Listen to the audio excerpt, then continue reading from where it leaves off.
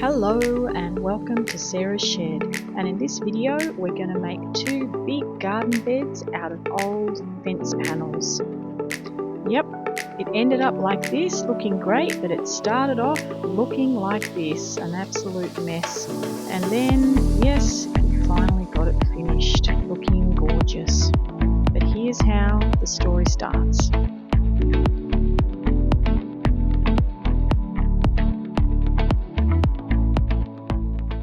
Good morning, it's Sarah here and I'm outside my shed starting on another recycled timber project in the garden. So the project is to build two 2.5 metre by 80 centimetre garden beds. We're just here to replace that oval one, which I've had for a few years and it's been okay. The soil is nice, the veggies have been pretty good, but it's really hard to harvest and I'm not getting a good yield. I'm treading on things and squashing the soil down.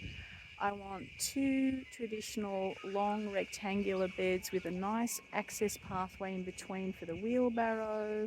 I'm going to get better yields. It's going to look nice too, and I think it's going to be all round good. So that's the plan. So as I was thinking about that, my neighbour said to me, I've got these old timber fence paling things that I thought I was going to use. I'm just going to put them on the free cycle unless there's something you can do with them. And I went, hello, let me have a look. So over here, you will see, all right, Exhibit A, that's really long, old hardwood. It's going a bit soft. It's not fabulous condition, but you know, enough for a garden shed. Long, lots of palings, and I thought I would cut it horizontally, and that would give me two long sections that are about 30-40 centimeters high. So they would do the length of the garden beds, and then there was some extra pieces that she had that were a bit shorter, and they would make the shorter ends. So we moved them over, and yesterday I got started on it. Well, it was a bit of a thing, and I suppose this is what I'm learning about working with recycled wood. There's just a lot more in it than you think, and maybe that's the lesson. I'm really learning to just slow down. Don't be impatient with it. It is difficult. You end up having to use a whole lot of different tools than you think, different approaches, but every part of that for me is about learning. So yesterday I had a good go at the circular saw, had it all propped up on the ground. That was getting no good. Blade was jamming, didn't feel safe. Nope. I had a good idea to come back with the jigsaw. Right, let's try that. So I started with the jigsaw. It was going really well, but I was maybe rushing, pushing a bit, and the blade snapped. Had to go to the hardware and get some more. That's okay. The other thing that was really making the cuts difficult was that the palings, when you start cutting them, they become loose like wobbly teeth because the nails holding them in are rubbish and they're all wobbling and some falling out. So I actually stopped halfway and focused on screwing those ends down so they were stable. It was actually making it safer to cut, right? So I went around in a big circle. That's okay, I'm learning.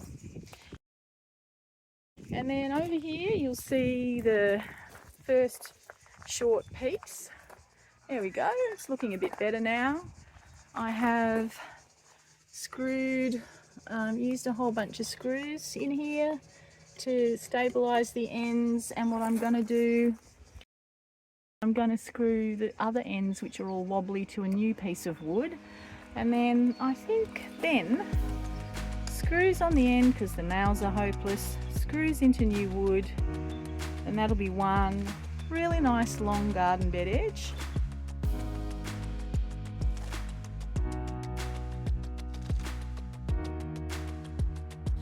Right now, what I've decided to do with this second piece is deconstruct it again. So I actually have banged all of the old wobbly palings off this thing, and that's what's left. That's the old wooden bar.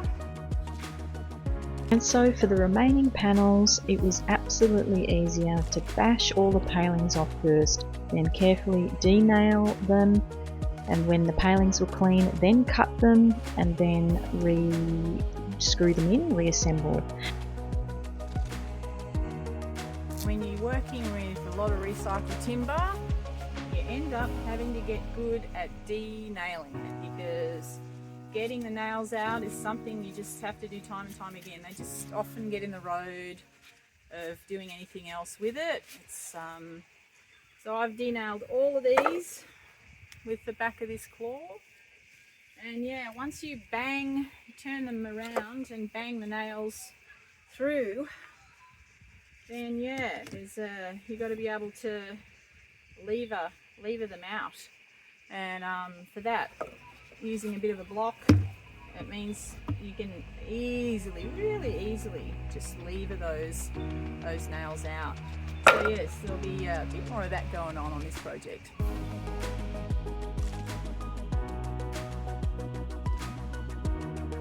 And if you want to avoid puncturing your car tyres when you drive over any of the area that you work on, really recommend not dropping the old nails on the gravel or the ground. Pick them up in a container and chuck them.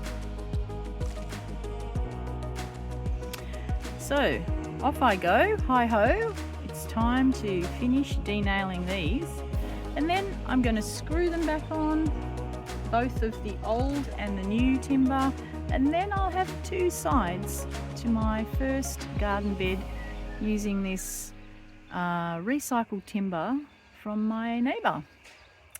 And off I go. I'll catch you soon.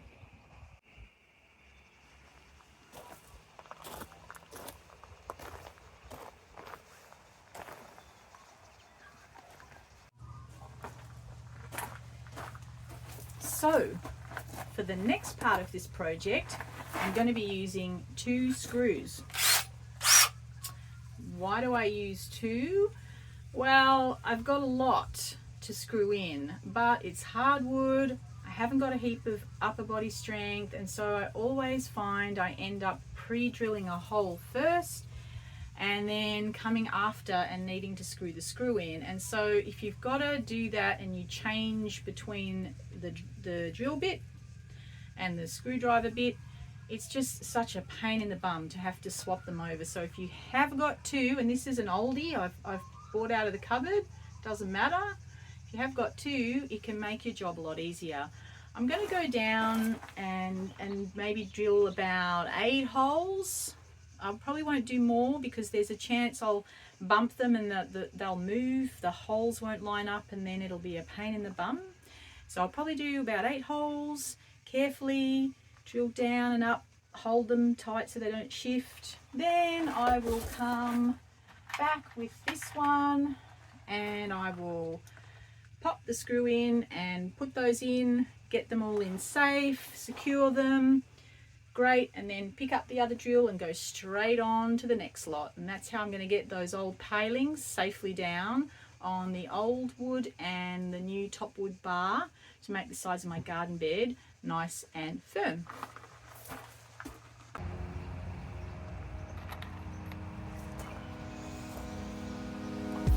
Okay, these are moving around too much when I screw them, so I'm actually going to drill one screw in partially to hold it, the second one in partially to hold it before I attempt to drive it down to the tricky bits, so that way hopefully it won't wobble. Let's see.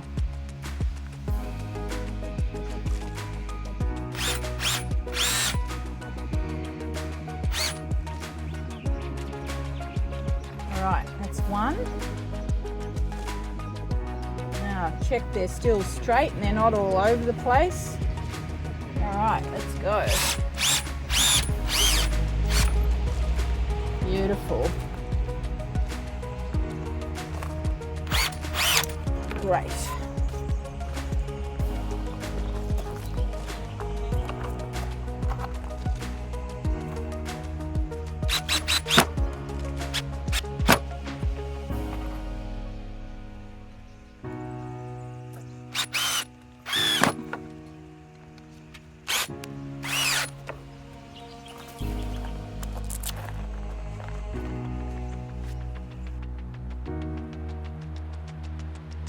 So now I've completed 2 long sides of the garden bed, and it's time to make the 2 short ends and put it together.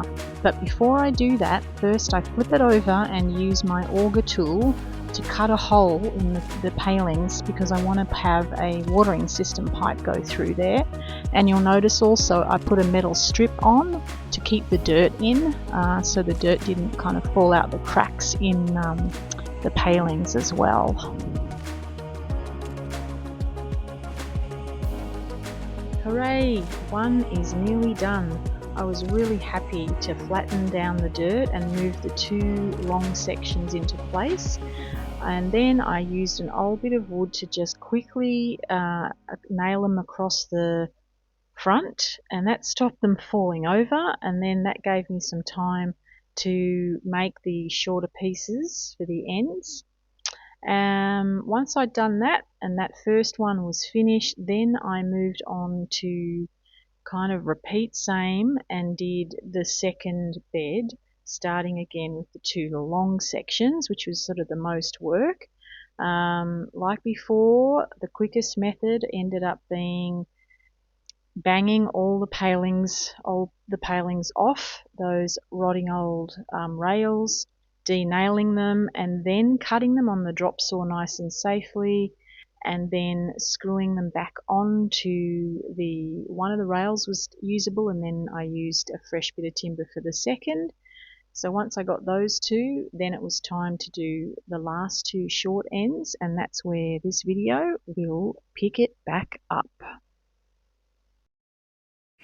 So here is the last end of the garden bed that I'm laying out on the table, so it's easy to build up here.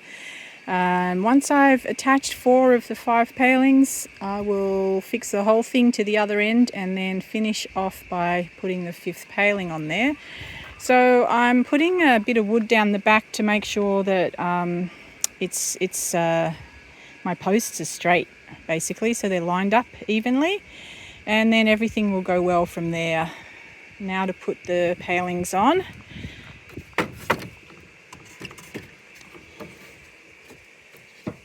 And the palings are pre-cut to the right size, so really I need to just get the posts to come to the party. As long as, yep, that end is good, and then this end is good.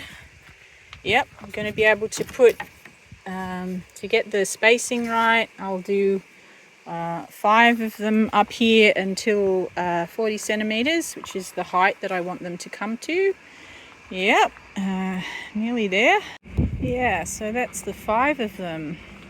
And just to double check, yep, 86 centimeters. So 86 here at the top and the bottom, so the thing will be square. Great. So these just need to be screwed down, and then the last one will be ready to be fixed to the garden bed. Happy to say I am finishing off the second garden bed. I've just made this end piece here. I made that up on the table. Much easier to lie it all the pieces flat and get it square and straight, and screw 4 of the 5 palings in up on my work table. But I had to leave the bottom paling off so I could actually fix the posts to the other side. So I have just pre-drilled with a nice fat drill bit in here, straight through there. And then I have used the impact driver, which is the one with the hex head that makes it easier, more powerful. And I've attached that all the way through there. and through there. And now I'm going to do the same to this side. Drill all the way through here into this piece. Right, nice long one so it's sturdy, and all the way through here into the bottom piece. So yeah, the trick to this is to make it somewhere on a nice flat bench, and when it's mostly assembled, then attach it. All right, let's do this.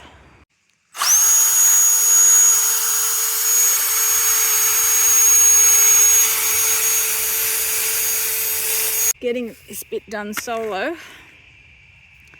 So, yep, the impact driver, get the hex head on. All right, here we go. It's noisy, watch out.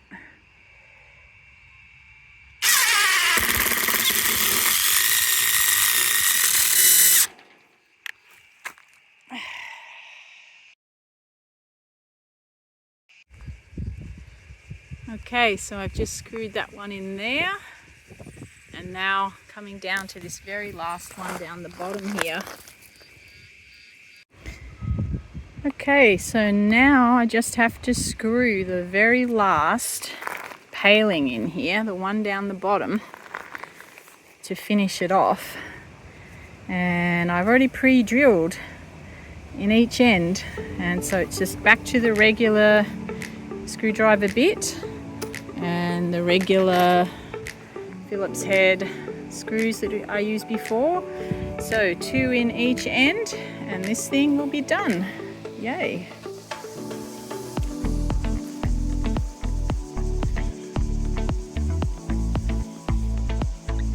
So as you can see, I was pretty happy with how they turned out, and this is what they look like about 3 or 4 weeks later, when the tomatoes and sunflowers I planted in them had already grown up nice and tall. But in addition, at that point I also put in a watering system, and here I am showing you the black poly pipe that I cut the hole for, and it went under the path and into the second one and over to the tap in my shed.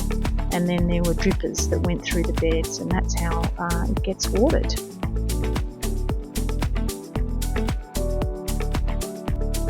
Thanks for watching this video of me transform the space from this to this.